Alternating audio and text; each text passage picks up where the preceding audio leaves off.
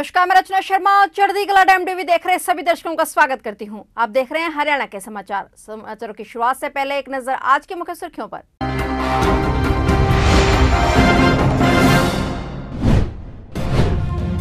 सिसोदिया की गिरफ्तारी पर सियासी घमासान। गृह मंत्री विज बोले, सीबीआई देश की सर्वोच्च जांच एजेंसी, विपक्ष से डरने वाली नहीं।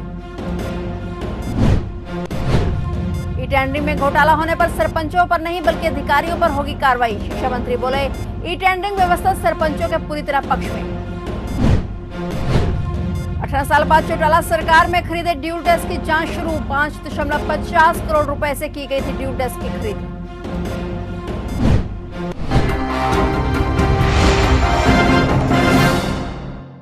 और अब समाचार विस्तार से।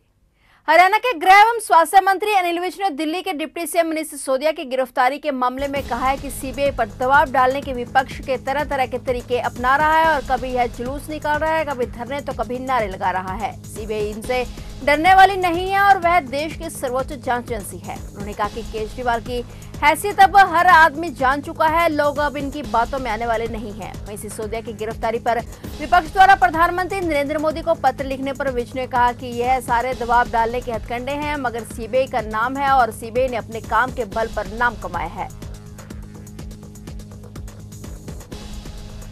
ई टेंडरिंग व्यवस्था सरपंचों के पूरी तरह से पक्ष में है। कुछ लोग सरपंचों को बहकाने का काम कर रहे हैं, उनमें कुछ अधिकारी भी शामिल हैं। यह कहना हरियाणा के शिक्षा, पर्यावरण एवं वन मंत्री कंवरपाल गुर्जर का है। उन्होंने कहा कि अब निर्माण कार्यों में कोई गड़बड़ी पाई जाती है तो उस मामले में अधिकारियों और ठेकेदारों के खिलाफ जांच और कार्रवाई होगी, सरपंचों के खिलाफ नहीं होगी।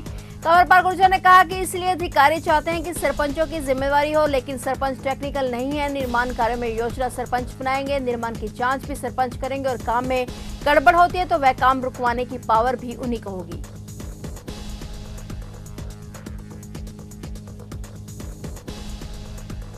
चौटाला सरकार में स्कूलों के लिए खरीदे गए ड्यूल डेस्क की जांच प्रदेश सरकार ने 18 साल बाद शुरू कर दी है। इसकी जांच वित्त विभाग के सचिव वजीर सिंह गोयत को सौंपी गई है। बताया जा रहा है कि 2000 से लेकर 2005 तक 5.5 करोड़ रुपए से ड्यूल डेस्क की खरीद की गई थी। प्रत्येक डेस्क की कीमत 439 रुपए थी और उस वक्त आईएएस संजीव कुमार शिक्षा विभाग के निदेशक थे। सूत्रों का कहना है कि खरीद में हुई अनियमितताओं का खुलासा ऑडिट जर्नल ने 2007-8 में अपनी रिपोर्ट में किया था। बता दें कि अंबाला, जींद, कैथल, सिरसा, गुड़गांव, फतेहाबाद, पानीपत, यमुनानगर, सोनीपत, फरीदाबाद, कुरुक्षेत्र, करनाल और रोहतक में ड्यूल डेस्क खरीद में गड़बड़ी हुई है। शिक्षा विभाग से पूरी रिपोर्ट मांगी गई है, जिसमें अब मौलिक शिक्षा विभाग की ओर से 13 जिलों के लिए जिला मौलिक शिक्षा अधिकारियों को पत्र लिखा गया है। इसमें कहा गया कि वित्त सचिव आईएएस वजीर सिंह गोयत ने जानकारी मांगी है।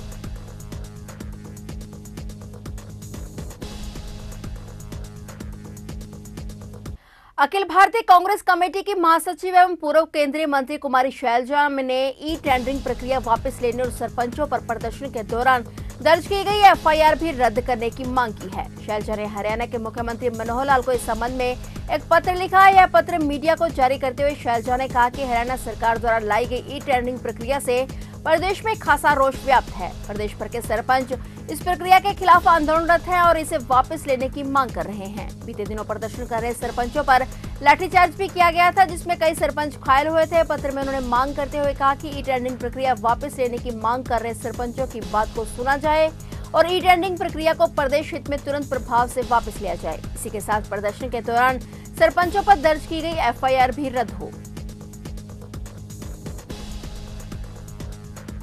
हरियाणा के अंबाला कैंट में 35 वर्षीय योगा टीचर की हत्या करने का मामला सामने आया है। हमलावरों ने झगड़े की रंजिश रखते हुए वारदात को अंजाम दिया। जानकारी के मुताबिक मृतक मनोराम अंबाला कैंट के सुंदर नगर का रहने वाला था। सूचना मिलने के बाद पुलिस घटनास्थल पर पहुंची और लोगों द्वारा मौके पर पकड़े गए तीनों हमलावरों को हिरासत में लेकर जांच शुरू कर दी गई है। मृतक मनोराम की बहन ने बताया कि निखिल, धवन, अंशुल और अशोक की मीट की दुकान है। शोर सुनाई देने पर जब वह मौके पर पहुंची तो निखिल ने उसके भाई के माथे पर गुछूरा घोंप दिया और महिला ने बताया कि वह भाई को हमलावरों की चुंगल से निकालकर सिविल अस्पताल अंबाला कैंट लेकर पहुंचे। यहां डॉक्टरों ने उसे मृत घोषित कर दिया। उधर मौके पर एकत्रित हुए भीड़ ने तीनों हमलावरों को मौके पर ही काबू कर लिया।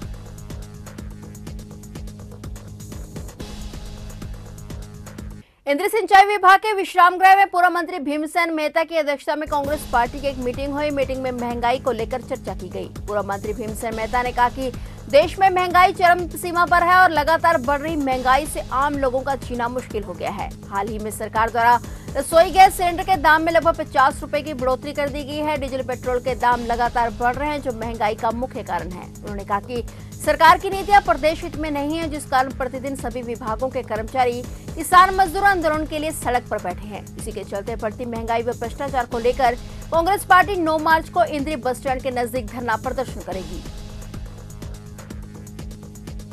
महंगाई का तो बोलबाला आप देख रहे हैं, पिछले 8-9 साल से महंगाई के बारे में किसी भी प्रकार की कोई सरकार का ध्यान नहीं है। हर रोज महंगाई बढ़ रही है, चाहे वो तेल की बात हो, डीजल की बात हो, पेट्रोल की बात हो। अभी थोड़े दिन पहले होली के त्योहार से पहले एक तोहफा दिया गया पूरे देश को कि 50 रुपये सिलेंडर बढ़ाया गया। तो इस महंगाई की तो बहुत ही कोई अंत ही नहीं है। बेहद हताशा महंगाई बढ़ रही है। आज गरीब आदमी को खाना खाना बहुत मुश्किल हो रहा है। इस सरकार आप देख ही रहे, बिल्कुल आपने सवाल भी खुद किया और जवाब भी खुद ही दिया कि आज कोई ऐसा समाज का वर्ग नहीं है जो आप धरने में ना बैठा हो। हर रोज नित्य नए से नए कानून बनाने, कभी पोर्टल की बात करते हैं, कभी आधार कार्ड काटने की बात करते हैं। तो हमारे जो बुजुर्गों का मान सम्मान के लिए जो पेंशन दी जा रही थी, आज उसको भी किसी न किसी तरीके से फैमिली आईडी के द्वारा या किसी और के द्वारा वो काटा गया है। हर तरीके से आज समाज का हर वर्ग परेशान है। कोई वर्ग ऐसा नहीं है, चाहे अधिकारी है, कर्मचारी है, चाहे वो किसान है। करनाल जिले के बलहेड़ा गांव के खेतों में व्यक्ति का शव मिलने का मामला सामने आया है, जिससे आसपास के क्षेत्र में सनसनी फैल गई। सूचना मिलते ही पुलिस मौके पर पहुंची और शव को कब्जे में लेकर पोस्टमार्टम हाउस में भिजवाया। पुलिस इस मामले की जांच में जुटी हुई है। मृतक की उम्र करीब 40 साल बताई जा रही है। व्यक्ति के पास से एक इंजेक्शन भी बरामद हुआ है और सवाल उठ रहे हैं कि मृतक व्यक्ति ने आत्महत्या की है या फिर उसके साथ कोई हादसा हुआ है।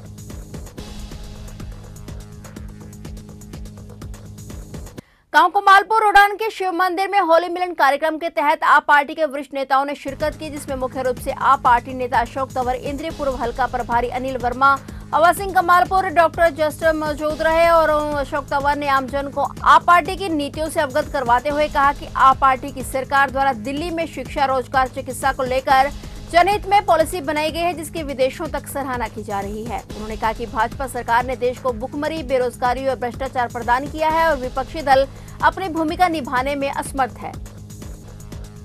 पूरे हरियाणा के 90 विधानसभाओं में अरविंद केजरीवाल जी के निर्देश पर सभी साथी अपने अपने हलके में, अपने अपने गांव में होली मिलन समारोह कर रहे हैं, ताकि हम जो नफरत है उसको ख़त्म कर सकें, कम कर सकें, प्यार बांट सकें, भाईचारा बढ़ा सकें और आने वाले समय में इस देश को एक और अखंड रखते हुए इस देश को शीर्ष पर ले जाए और उसमें जो बुनियादी सुविधाएं हैं, बुनियादी ज़रूरतें हैं लोगों की, वो उन तक पहुँचे। अच्छी शिक्षा, अच्छा स्वास्थ्य, लोगों को रोजगार, उद्योग धंधे स्थापित हों, किसान को उसकी आय मिले, मजदूर के हाथ को काम मिले, कानून व्यवस्था हो।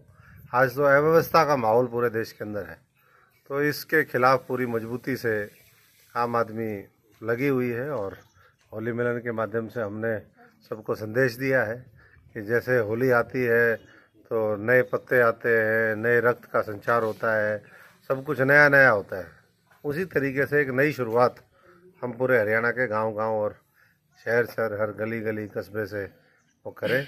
और होली के इस त्यौहार की मैं शुभकामनाएं देता हूँ। बाल भारती स्कूल कालका के स्कूल परिसर में होली के अवसर पर स्प्रिंग फेस्ट उड़े गुलाल बड़े ही हर्षोल्लास के साथ मनाया गया। इसमें विद्यालय की होली के रंगों में सरोबार व भिन्न रंग बिरंगी कलाकृतियों से सजाया गया था। इस मौके पर कालका की पूर्व विधायक लतिका शर्मा और पूर्व विधायक कृष्णलाल लांबा ने मुख्य अतिथि के रूप में शिरकत की।